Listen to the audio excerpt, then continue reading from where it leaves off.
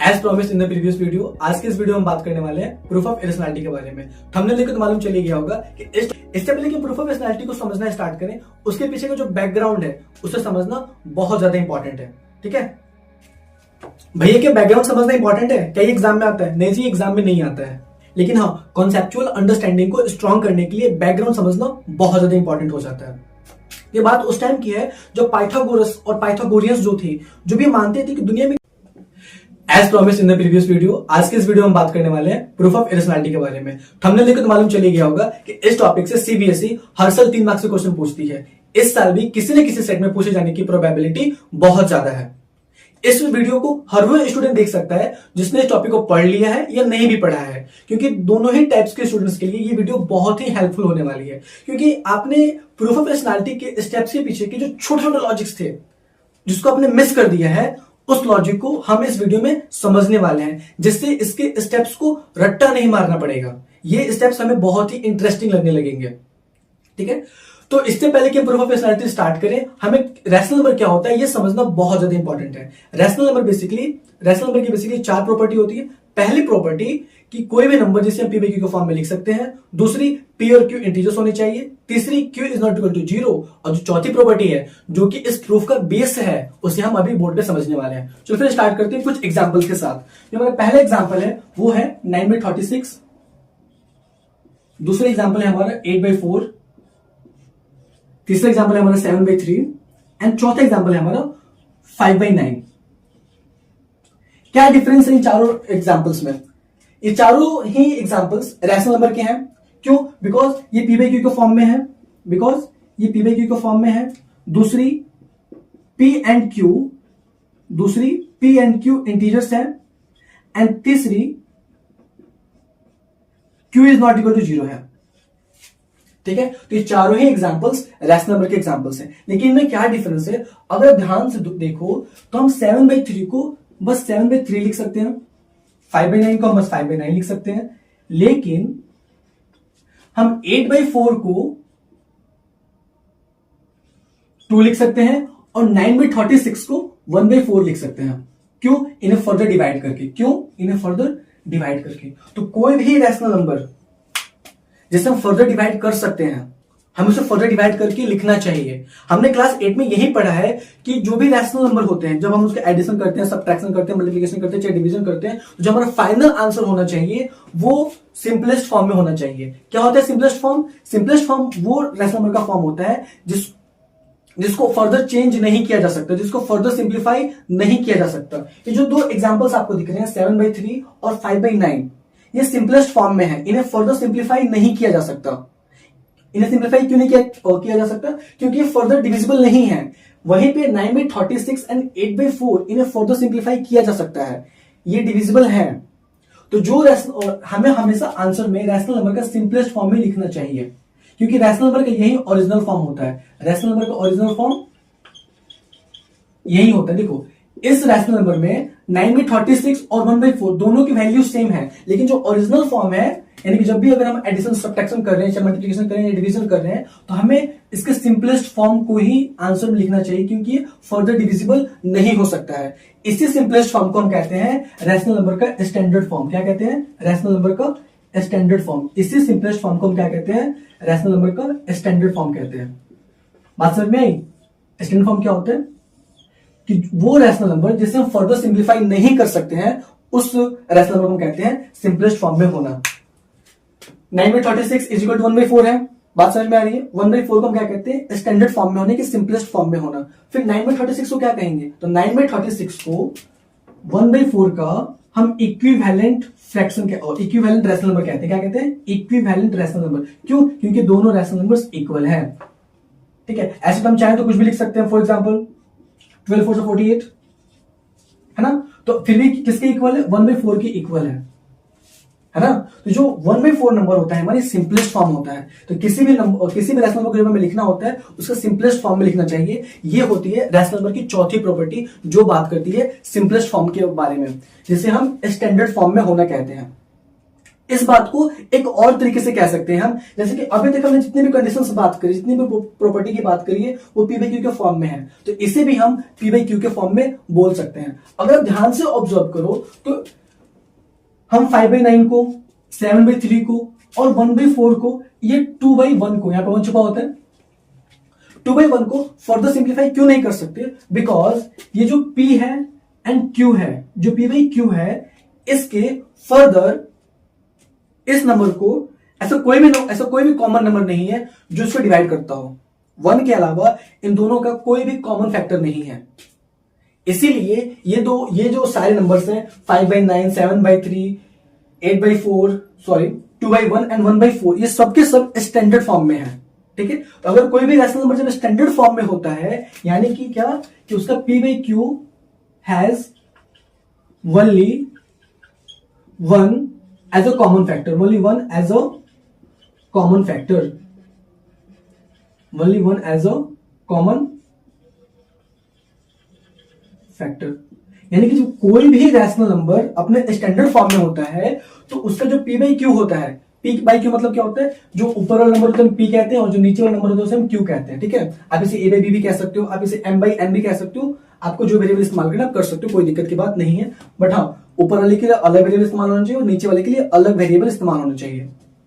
तो कोई भी नंबर जो अपने सिंपलेस्ट फॉर्म में होता है या स्टैंडर्ड फॉर्म में होता है, उसका जो P बाई Q होता है ना, उन दोनों के पास 1 एज अ कॉमन फैक्टर होता है, इसके अलावा उनका कॉमन फैक्टर और कोई नहीं होता है। बात समझ में आई कि P बाई Q जब अपने स्टैंडर्ड फॉर्म में है तो उसको और सिंप्लीफाई क्यों नहीं किया जा सकता? क्योंकि उनके पास कॉमन फैक्टर केवल 1 है और कोई भी नंबर नहीं है जो उन्हें फर्दर डिवाइड कर सकता हो। 1 के अलावा और कोई भी नंबर नहीं जो उन्हें फर्दर डिवाइड कर सकता हो। इस स्टेप को ध्यान से समझना, क्योंकि ये स्टेप इरेशनैलिटी का बेस है। ओके, चलो, तो ये जो बात हमने कही है अभी कि P and Q has only 1 as a common factor, इसे हम कहते हैं को-प्राइम नंबर्स। क्या कहते हैं? Co-prime numbers. इसे हम कहते हैं को-प्राइम नंबर। क्या कहते हैं? Co-prime numbers. क्या होते हैं को-प्राइम नंबर्स? कोई भी दो नंबर्स जिनका कॉमन फैक्टर केवल 1 होता है उसे हम कहते हैं को-प्राइम नंबर्स। फॉर एग्जांपल, हमारे एग्जांपल में जो 7/3 है, इन दोनों का कॉमन फैक्टर कौन है? 1 है। इन दोनों का कॉमन फैक्टर कौन है? 1 है। ये दोनों नंबर क्या हो गए? को-प्राइम नंबर्स हो गए। 5/9, इन दोनों का कॉमन फैक्टर कौन है? 1 है, इसलिए क्या हो गए? को-प्राइम नंबर्स हो गए। को-प्राइम नंबर्स होने के लिए आपको मिनिमम 2 नंबर चाहिए, ठीक है, और मैक्सिमम 2 ही नंबर चाहिए। कोई भी 2 नंबर जिनका कॉमन फैक्टर केवल 1 होता है उसे हम कहते हैं को-प्राइम नंबर। बात समझ में आ गई? कोई दिक्कत? चलो, अगर ये समझ में आ गया हो, एक बार फिर से मैं रिवाइज कर देता हूं। देखो, कोई भी जब रैशनल नंबर अपने स्टैंडर्ड फॉर्म में होता है ना, इसका मतलब ये होता है कि उसका P एंड Q को-प्राइम्स है। ठीक है, तो हम चौथी प्रॉपर्टी लिख सकते हैं कि रैशनल नंबर की चौथी प्रॉपर्टी क्या होती है कि P एंड Q क्या होते हैं? को-प्राइम्स होते हैं। P एंड Q क्या होते हैं? को-प्राइम्स होते हैं। P एंड Q क्या होते हैं? को-प्राइम्स होते हैं। ठीक है, चलो, अगर हम ये समझ में आ गया है तो हम तैयार हैं प्रूफ ऑफ इरेशनैलिटी को समझने के लिए। ठीक है, इससे पहले कि प्रूफ ऑफ इरेशनैलिटी को समझना स्टार्ट करें, उसके पीछे का जो बैकग्राउंड है उसे समझना बहुत ज्यादा इंपॉर्टेंट है। ठीक है भैया, क्या बैकग्राउंड समझना इंपॉर्टेंट है? क्या ये एग्जाम में आता है? नहीं जी, एग्जाम में नहीं आता है, लेकिन हाँ, कॉन्सेप्चुअल अंडरस्टैंडिंग को स्ट्रॉन्ग करने के लिए बैकग्राउंड समझना बहुत ज्यादा इंपॉर्टेंट हो जाता है। ये बात उस टाइम की है जब पाइथागोरस और पाइथागोरियंस जो थे, जो भी मानते थे कि दुनिया में केवल रैशनल नंबर्स ही रहते हैं और कोई नंबर्स नहीं है। कोई भी नंबर हो, कोई भी नंबर इस वर्ल्ड में एग्जिस्ट करता है, हम उसे रैशनल नंबर के फॉर्म में लिख सकते हैं। लेकिन उन्हीं के एक स्टूडेंट जिसका नाम था हिपासस, उसने √2 की डिस्कवरी करी। जब उसने √2 की डिस्कवरी करी तो उस पूरे पाइथागोरियंस कम्युनिटी में एक आर्गुमेंट छिड़ गई कि ये एक रैशनल नंबर है, ये एक रैशनल नंबर नहीं है। हिपासस कहते थे कि ये एक रैशनल नंबर नहीं है, जबकि पूरी कम्युनिटी ये कहती थी कि ये एक रैशनल नंबर हो सकता है। इस बात को लेके एक आर्गुमेंट छिड़ गई, जिससे हिपासस से एक प्रूफ मांगा गया कि अगर ये रैशनल नंबर नहीं है तो आप इसका प्रूफ दीजिए। हिपासस ने उस टाइम पे ना ज्योमेट्रिकल प्रूफ दिया था, यानी कि ज्योमेट्री की मदद से उन्होंने प्रूफ किया था कि √2 एक रैशनल नंबर नहीं है। उस टाइम तक अभी रैशनल नंबर का कॉन्सेप्ट आया नहीं था। ये फर्स्ट टाइम था जब किसी ने बात करी थी कि रैशनल नंबर्स के अलावा भी नंबर्स एग्जिस्ट करते हैं। इस बात को देख के जो उनकी पूरी कम्युनिटी थी वो बहुत ज्यादा नाराज हो गई, क्योंकि वो पाइथागोरस के फॉलोअर्स थे। वो पाइथागोरस कोई भी बातें जो पाइथागोरस से अलग होती थी वो उसे नहीं मानते थे। तो जब हिपासस ने रूट 2 की डिस्कवरी करी तो उन्होंने इसका विरोध, उन्होंने समझा कि ये हमारा विरोधी है और उसको सजा मिली। ये इतना शॉकिंग है कि हिपासस को उसकी डिस्कवरी के लिए जहां पे पुरस्कार मिलना चाहिए था, उस कम्युनिटी ने, ऐसा बहुत सारी कहानियां हैं, ऐसा माना जाता है कि उस कम्युनिटी ने, जो पाइथागोरस की कम्युनिटी थी, उसने बाद में जब जब क्या था, जब हिपासस ने उसका प्रूफ दे दिया ना, तो उसको समुद्र में डुबो के मार दिया। हालांकि ये एक कहानी थी जो कि बैकग्राउंड था। इस बैकग्राउंड का अगर याद रखिएगा तो ये जो हमारा कॉन्सेप्ट है इसको समझना बहुत आसान हो जाएगा। हम जो प्रूफ पढ़ते हैं, हिपासस से तो ज्योमेट्रिकल प्रूफ दिया था, लेकिन हम जो प्रूफ पढ़ते हैं ये यूक्लिड ने दिया था, और ये इतना वैलिड है कि यूक्लिड के टाइम से लेकर आज तक हम इस प्रूफ को पढ़ रहे हैं। ठीक है, इसके स्टेप्स के पीछे के जितने भी लॉजिक्स हैं हम एक एक करके सबको देखेंगे। तो सबसे पहले तो हमें, अगर हमें ये प्रूफ करना है कि ये रैशनल नंबर नहीं है, तो हम क्या करेंगे, यही प्रूफ करेंगे ना कि रैशनल नंबर नहीं है। तो इसकी शुरुआत कैसे करते हैं कि जो लोग मान रहे हैं कि रैशनल नंबर है तो हम भी मान लेते हैं कि रैशनल नंबर है। उसके बाद फिर हम फर्दर मैथमेटिकली इक्वेशन बना के ये देखेंगे कि कैसे ये रैशनल नंबर नहीं है। चलो फिर स्टार्ट करते हैं। तो जो सबसे पहला हम स्टार्ट करते हैं ये मानकर कि let's assume that √3 is a rational number. हम आज जो प्रूफ करने वाले हैं √3 को प्रूफ करने वाले, ठीक है। हम प्रूफ करने वाले हैं √3 की इरेशनैलिटी। किसकी इरेशनैलिटी? √3 की इरेशनैलिटी। ठीक है, हम √2 के लिए भी कर सकते हैं। जो हिपासस ने डिस्कवरी करी थी वो √2 की करी थी। ठीक है, तो अगर हम √2 को प्रूव कर सकते हैं तो हम √3 को भी प्रूव कर सकते हैं, √5 को भी प्रूव कर सकते हैं, √7 को भी प्रूव कर सकते हैं। अगर आप किसी एक नंबर को देख लो, किसी एक नंबर का प्रूफ देख लो, तो आप किसी भी नंबर को प्रूफ इसी मेथड से कर सकते हो। ठीक है, तो हमें क्या प्रूफ करना है? √3 एक इरेशनल नंबर है। इसका पहला सॉल्यूशन क्या है? पहला स्टेप क्या है? लेट्स एज्यूम दैट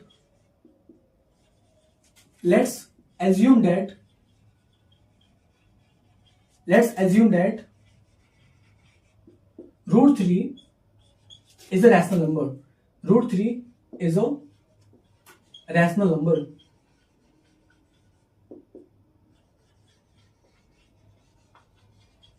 जैसे ही हम ये बोलते हैं कि √3 एक रैशनल नंबर है, यानी कि इस पे रैशनल नंबर की जो चारों प्रॉपर्टी है वो लागू होगी, तो हम चाहे तो इस बात को लिख भी सकते हैं या डायरेक्टली इक्वेशन फॉर्म करके लिख सकते हैं। ठीक है, अभी मैं क्या कह रहा हूं आपको समझाता हूं। जैसे ही हम बोलते हैं कि √3 एक रैशनल नंबर है, यानी कि रैशनल नंबर की जितनी भी प्रॉपर्टी थी वो चारों लागू होगी। इसका मतलब क्या कि हम लिख सकते हैं it can be written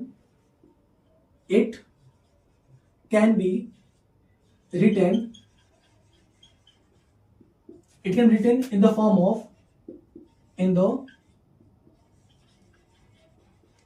form of P by Q, where P and Q are integers and co-primes and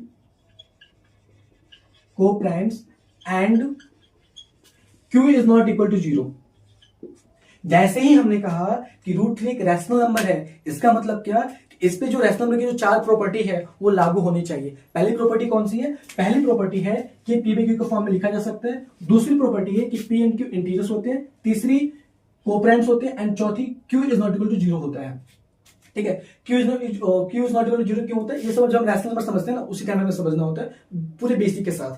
ठीक है, वैसे आपको इसका मतलब पता होगा, क्योंकि अगर Q is equal to 0 हो गया ना तो हमारा डिविजिबल पॉसिबल नहीं होता है। हमारा जो डिवीजन होता है वो पॉसिबल नहीं होता है, इसलिए Q is not equal to 0 होता है। ठीक है, चलो, तो जैसे ही हम ये बात बोली ना, मैथमेटिकली इससे अगर हमें रिप्रेजेंट करना हो तो हम ऐसे करते हैं। हमने क्या बोला उस समय से कि √3 is equal to P by Q। इन हमने कहा कि अगर √3 एक रैशनल नंबर है तो P by Q के फॉर्म में लिखा जा सकता है, जहां पे P and Q क्या होते हैं? Belongs to integers and coprimes and also Q is not equal to 0। ठीक है, and also Q is not equal to 0। तो आप चाहो ना तो ये लाइन लिखने के बाद डायरेक्ट ये लिख सकते हो।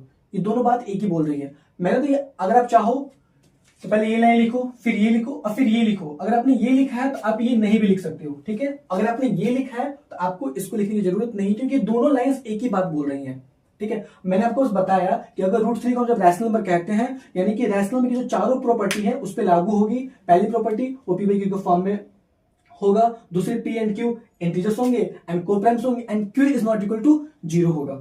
ठीक है, इस बात से, इस लाइन से एक स्टेटमेंट बनती है जो कि ऐसे दिखती है, एक इक्वेशन बनती है कि root 3 is equal to p by q. P by q की क्या क्या कंडीशन है हमने बात कर ली है। चलो ध्यान से देखो इस इक्वेशन को। इस इक्वेशन में तुम्हें कुछ दिख रहा है? हाँ जी हमें दिख रहा है। इस इक्वेशन में हमें दिख रहा है कि रूट 3 पी बाई क्यू के इक्वल है, जो कि एक अनबैलेंस है। मतलब क्या कि एलएचएस में यानी कि लेफ्ट हैंड साइड में रूट है, जबकि आरएचएस में इंटीजर्स है, पी बाई क्यू इंटीजर्स है। ठीक है, क्या इंटीजर्स रूट के फॉर्म में नहीं हो सकते हैं? एक अलग बात है, बाद में करेंगे इसके बारे में कभी दूसरे वीडियो में।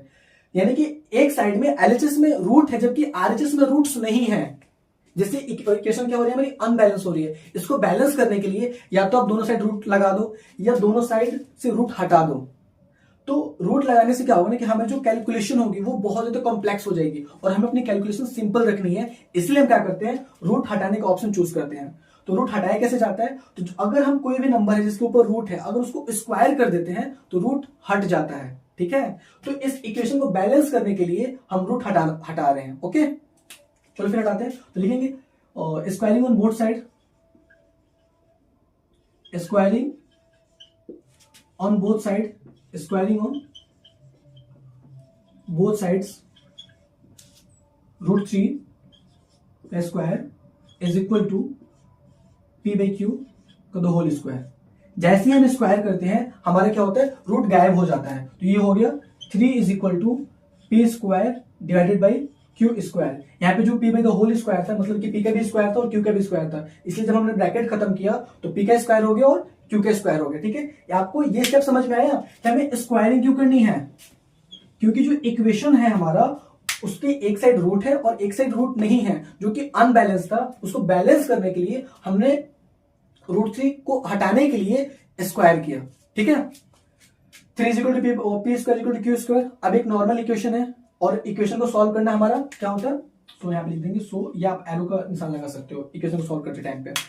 तो अब जब एक नॉर्मल इक्वेशन बन जाती है तो नॉर्मल इक्वेशन को सॉल्व कैसे किया जाता है हम कर सकते हैं फर्दर। चलो फिर से सॉल्व करते हैं नॉर्मल इक्वेशन को। यहां पे बात करते हैं इसकी, ये जो इक्वेशन है हमारी, इसको सॉल्व करेंगे तो क्या होगा, p square is equal to 3q square. मैंने से क्यों लिखा है इसको?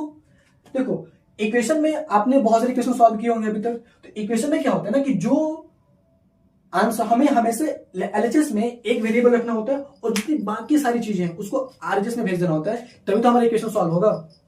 हमने वही किया कि जो कि देखो यहाँ पे ध्यान से समझो, आपके यहाँ पे कंफ्यूज ना हो तो मैंने कैसे कर दिया। देखो यहाँ पे क्या था, 3 is equal to P square था, पी स्क्वायर भी क्यू स्क्वायर। इसका मतलब क्या कि 3q square is equal to P square.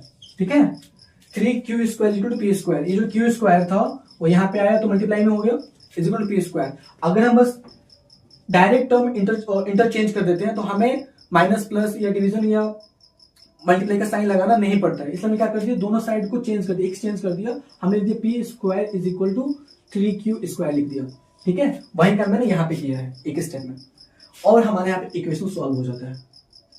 हमारे यहाँ पे इक्वेशन क्या हो जाता है, सॉल्व हो जाता है। हमारे यहाँ पे क्या होता है, इक्वेशन सॉल्व हो जाता है। लेकिन एक मिनट, मैथमेटिक्स ने भी ऑब्जर्व किया कि इक्वेशन सॉल्व नहीं हुआ। ये इक्वेशन कुछ कह रहा है। ये इक्वेशन क्या कह रहा है, ये इक्वेशन कह रहा है कि पी स्क्वायर कैसे आता है, पी स्क्वायर कैसे आता है, जब हम 3 यहां पे समझते हैं, पी स्क्वायर जो है हम जब 3 में क्यू स्क्वायर से मल्टीप्लाई करते हैं तब हमें क्या मिलता है, पी स्क्वायर मिलता है। और एक बात हमेशा याद रखिएगा, अगर कोई भी नंबर किसी को मल्टीप्लाई करने से आता है, कोई भी नंबर किसी को मल्टीप्लाई करने से आता है, इसका मतलब कि वो नंबर इसको डिवाइड कर सकता है। यानी कि जो पी स्क्वायर वो 3 इंटू क्यू स्क्वायर के मल्टीप्लाई करने से आ रहा है। इसका मतलब ये हुआ कि जो 3 है वो पी स्क्वायर को डिवाइड कर सकता है। ये जो 3 है वो पी स्क्वायर को डिवाइड कर सकता है। और जब कोई भी नंबर किसी नंबर के स्क्वायर को डिवाइड कर सकता है, जब कोई भी नंबर किसी नंबर के स्क्वायर को डिवाइड कर सकता है, तो वो नंबर उस नंबर को भी डिवाइड करेगा,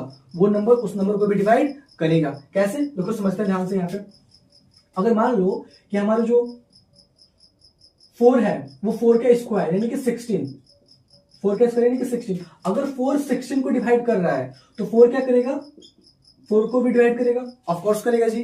अगर 4 के स्क्वायर को डिवाइड कर रहा है तो 4 हमारा 4 को भी क्या करेगा, डिवाइड करेगा। बात समझ में आ गई? यही हम कह रहे हैं कि अगर 3 p स्क्वायर को भी डिवाइड करेगा, यानी कि 3 p को भी डिवाइड करेगा, तो हमने जब ये इक्वेशन यहाँ पे सॉल्व करी तो हमें क्या दिखा कि जो p है उसको 3 डिवाइड कर रहा है। अब हमारे मन में क्यूरियोसिटी जागी कि अगर हम ऐसा प्रूफ कर दें, अगर हम एक और चेक कर लें कि क्या q को भी कोई नंबर ऐसा जो डिवाइड कर रहा है, क्या कहीं 3 q को भी तो डिवाइड नहीं कर रहा है।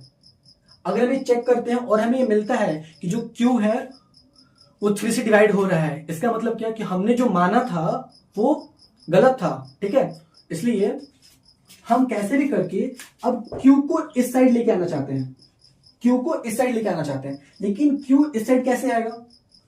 अब आप जब ऐसे लिखोगे तो 3q square is equal to p square हो जाएगा, ये आएगा नहीं। इसीलिए हम क्या करते हैं कि p को किसी दूसरे वैल्यू से सब्स्टिट्यूट करते हैं, p को किसी दूसरे वैल्यू से सब्स्टिट्यूट करते हैं। इसका मतलब क्या हुआ कि जब ये जो 3p को डिवाइड करेगा, इसका मतलब कि 3 में किसी नंबर से मल्टीप्लाई करने पे क्या आता होगा, p आता होगा। 3 को किसी नंबर से मल्टीप्लाई करने पे क्या आता होगा, p आता होगा। तो हम p को क्या लिख सकते हैं, 3m लिख सकते हैं। आपने फंडामेंटल थ्योरम ऑफ अरिथमेटिक में पढ़ा है, क्या पढ़ा है कि अगर 10 है तो 10 को क्या लिख सकते हैं, 5 into 2 लिख सकते हैं। अगर 4 है तो 4 को हम 2 स्क्वायर लिख सकते हैं। अगर 6 है तो 6 को हम 2 into 3 लिख सकते हैं। उसी प्रकार अगर p है तो p को हम क्या लिख सकते हैं, 3 into m लिख सकते हैं। क्यों? क्योंकि 3 और m को मल्टीप्लाई करने पे p आएगा, क्योंकि 3 p को डिवाइड कर रहा था इसलिए। ठीक है, तो हमने क्या करा कि after substituting the value, after putting the value of p, हमने p की जगह पे क्या रख दिया, p एज अ, और चाहे लिख सकते हैं आसान लैंग्वेज में, p is equal to 3m। समझे ये 3m कैसे आया? तो हम लिख सकते हैं कि और 3m is equal to 3q square, 3m is equal to 3q square. ये जो हमारा p है, हमने p को 3m लिखा है और यहाँ पे p का स्क्वायर था, यहाँ पे क्या था, p का स्क्वायर था, इसीलिए हम यहाँ पे स्क्वायर करेंगे। हम जब स्क्वायर करते हैं तो क्या होता है, further 3m square, I think दिख रहा है ना सबको साफ साफ। मैं यहाँ पे कर दूँ, मैं इसे मिटा देता हूँ। ठीक है, 2 मिनट को ए स्टेप्स ऊपर लिखते हैं, ऊपर इतने में हो जाएगा ना, इतने हमारा इक्वेशन सॉल्व हो जाएगा। देखो ये था हमारा 3m square, 3m square is equal to 3q square. अब फर्दर जो इक्वेशन की डिमांड है उसके हिसाब से इक्वेशन को सॉल्व कर दो। ठीक है, 3m का स्क्वायर था तो 3 का स्क्वायर से तो 3 का स्क्वायर किया हमने तो कितना हो गया, ये 9 हो गया। m का स्क्वायर किया तो m square is equal to 3q square. अब जो है हमारा q इधर आ सकता है, लेके आते हैं। तो हम सबसे पहले इसको इंटरचेंज कर देते हैं, यानी कि इसको उधर भेज देता हूं, इसको इधर लेके आते हैं, तो हमें कोई भी साइन में चेंज नहीं करना पड़ेगा, क्योंकि हम पूरा का पूरा टर्म शिफ्ट कर रहे हैं, यानी कि एलएचएस को पूरा का पूरा आरएचएस बना रहे हैं और आरएचएस को पूरा का पूरा एलएचएस बना रहे हैं। ठीक है, यानी कि 3q square is equal to 9m square is equal to, और यहाँ पे क्यू स्क्वायर रखेंगे, बाकी उसको इधर भेज देंगे। क्यों? क्योंकि हमें 3 तो चाहिए और हमें यहाँ पे क्यू स्क्वायर ही तो चाहिए था। बात समझ में आई? चलो फिर करते हैं। तो ये हो गया हमारा Q square is equal to 9m square divided by 3, that is Q square is equal to 3m square. कैसे आया? 3 से 3 9 कट जाएगा। ठीक है, फिर हमने क्या देखा कि जैसे, ध्यान से समझो, यहाँ पे जैसे p स्क्वायर को 3 डिवाइड कर रहा था, सेम उसी प्रकार q स्क्वायर को भी कौन डिवाइड कर रहा है? 3 डिवाइड कर रहा है। यानी कि इन दोनों का कॉमन फैक्टर कौन है? 3। और जो हमने माना था, हमने क्या माना था कि अगर ये रैशनल नंबर है तो ये अपने स्टैंडर्ड फॉर्म में हम इसे मानते हैं। अगर हम इसे अपने स्टैंडर्ड फॉर्म में मानते हैं, इसका मतलब क्या कि p एंड q को प्राइम्स होंगे। लेकिन हम यहाँ पे क्या देख रहे हैं कि जो p एंड q जो दोनों है, वो दोनों का कॉमन फैक्टर कौन है? 3 है। वो दोनों ही 3 से डिवाइड होते हैं, इसीलिए हमने जो माना था वो गलत हो गया। अगर वो गलत हो गया, इसका मतलब कि रैशनल नंबर नहीं है। अगर ये रैशनल नंबर होता तो इस दोनों का कॉमन फैक्टर केवल 1 के अलावा और कोई नंबर नहीं होता, लेकिन इधर 1 के अलावा इन दोनों का कॉमन फैक्टर कौन निकल गया? 3 निकल गया। इसीलिए इससे ये साबित होता है कि हमने जो माना था वो गलत है, यानी कि ये √3 एक रैशनल नंबर नहीं है। अब इस बात को हमें बस लास्ट में लिख देंगे। चलो फिर उसको भी लिख लेते हैं, ठीक है। आई थिंक आपको ये सारे स्टेप्स अच्छे से समझ में आए होंगे, है ना, कि यहाँ पे हम पी की वैल्यू क्यों सब्स्टिट्यूट करते हैं। हमें चेक करना है क्यू के लिए भी। ये तभी पॉसिबल, क्यू इधर तभी आ सकता है जब हम पी को किसी दूसरे वैल्यू से सब्स्टिट्यूट करें, ठीक है। यहाँ पे कंफ्यूजन होता है बेसिकली कि हम क्यों सब्स्टिट्यूट करें P is equal to 3m। और 3m कैसे है मैंने अच्छे से एक्सप्लेन किया था। अगर थोड़ा सा कंफ्यूजिंग साउंड अगर लग रहा हो, कंफ्यूजिंग हल्का हल्का, तो एक बार वीडियो को दोबारा देख लेना, उसी पॉइंट के अकॉर्डिंग समझ में आ जाएगा, ठीक है। चलो फिर फाइनल कंक्लूजन लिखते हैं कि अब लास्ट में स्टेप लिखना कैसे है। ओके, आई थिंक वीडियो काफी लंबी हो गई है, बट कोई ना, समझ में तो आएगा सबको अच्छे से। एक एक स्टेप लिखते हैं। बिकॉज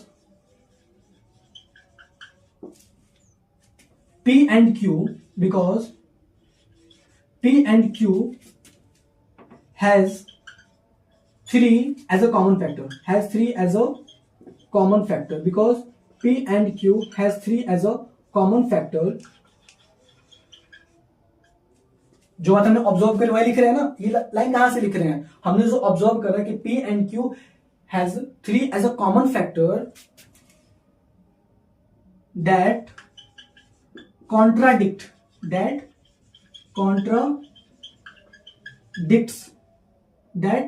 contradicts, सॉरी, यहां पे ये कॉन्ट्रा, ये और टी होगा और ये डी है, ये टी नहीं, okay. Contradicts our assumption, okay. P और Q के पास 3 कॉमन फैक्टर है, जो कि ये साबित करता है कि हमारा जो ऑब्जर्वेशन है उसके विरुद्ध जाता है। इससे साबित होता है because P and Q has 3 as a common factor that contradicts our assumption that is P and Q, हमने क्या मान रखा था, P and Q are co-primes, P and Q are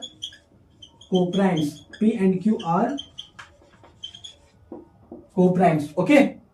hence √3 is a irrational number,